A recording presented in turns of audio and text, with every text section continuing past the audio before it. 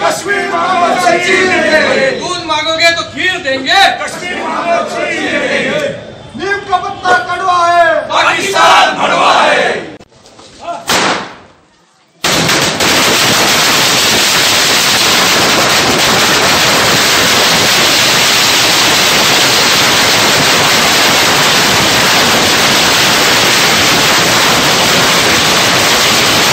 त्या ठिकाणी अनेक वर्ष काश्मीरमध्ये जे दहशतवादी हमला पाकिस्तान करतो, आज देशाचे पंतप्रधानांनी जो हल्ला केला, सर्व देश आणि शिर्डी लोकसभा मतदारसंघाची सर्व जनता मोदी सरकारचं अभिनंदन करते आणि पाकाचा एकच खत्म करायला पाहिजे, ही सर्व जनतेची मागणी आहे। या ठिकाणी दहशतवाद हमला जो आहे अनेक प्रकारे काश्मीरमध्ये केला जातो आणि त्याला प्रोत्साहन देण्याचं काम पाकिस्तान करतं।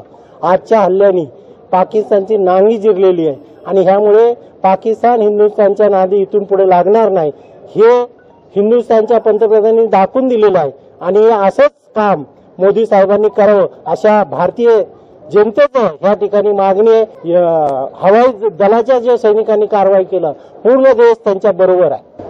आपल्या देशाच्या सर्व जनतेची अपेक्षा होती की आपले जे 40 जवान पुलवामामध्ये शहीद झाले, या सगळ्या जवानांच्या रक्ताचा बदला घ्यावा अशी या देशाच्या तमाम जनतेची इच्छा होती आणि आज ती माननीय आपल्या देशाचे पंतप्रधान नरेंद्र मोदी साहेब यांनी ती पूर्ण केली आहे आणि आज सर्व अर्थाने आजचा आनंदाचा दिवस आहे, कारण की आमचे 40 जवान शहीद झाले, त्याच्या बदल्यात पाकिस्तानच्या 300 अतिरेक्यांना कंठस्नान घालून आज सरकारने याला चोख उत्तर दिलंय।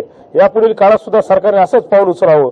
जर आपल्याला एक दगड मारला तर आपण त्यांच्यावर 10 दगड मारले पाहिजे, त्याशिवाय पाकिस्तानची खोड मोडणार नाही आणि या हल्ल्यामधून भारत हा एक सक्षम देश आहे हे या निमित्ताने दिसून आले आहे। त्याबद्दल मी नरेंद्र मोदी साहेबांचे हार्दिक आभार मानतो। पुलवामा या ठिकाणी जो आपल्या भारतीय सैनिकांवर भ्याड हल्ला केला, त्याचा आज प्रत्युत्तर आपल्या हवाई दलाच्या सर्व सेनेने दिलं।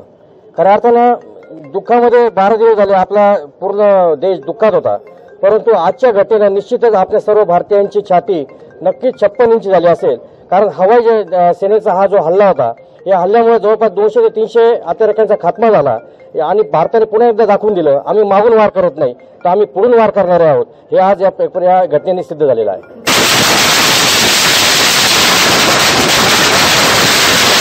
दूध मांगोगे खीर देंगे, कश्मीर मांगो तो चीर देंगे, दूध मांगोगे तो खीर देंगे, कश्मीर